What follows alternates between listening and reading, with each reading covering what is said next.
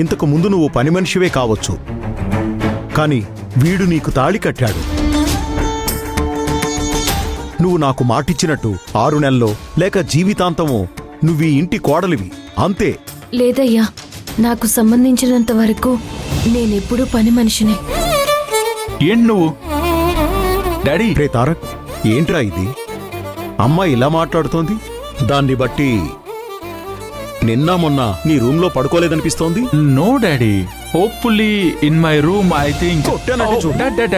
Cool down. No violence. కట్టుకున్న భార్య ఎలా ఉంది, ఏం తింటుంది, ఎక్కడుంది అని తెలియకుండా నువ్వు మందు కొట్టి పడుకున్నావా? అయ్యా, నిన్నటి వరకు నేను అక్కడే పడుకున్నాను.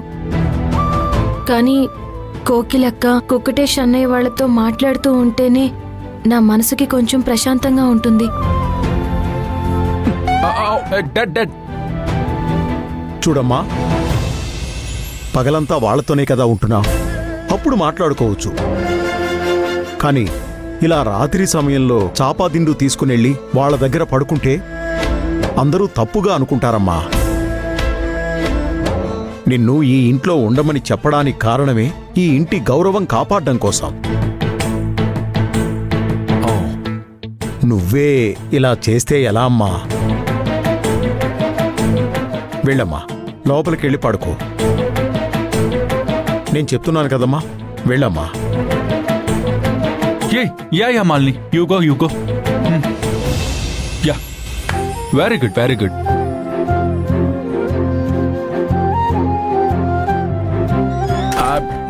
Good night. I will just go to sleep. రేయ్, ఆగరా. తన పేరేంటి? ఎవరిది? ఎవరా? నీ భార్య పేరు? ఓకే.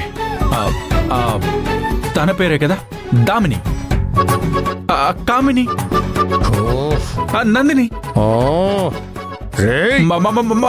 మాలిని. ఓకే. భార్య పేరు కూడా గుర్తుపెట్టుకోకుండా ఏవేవో పేరు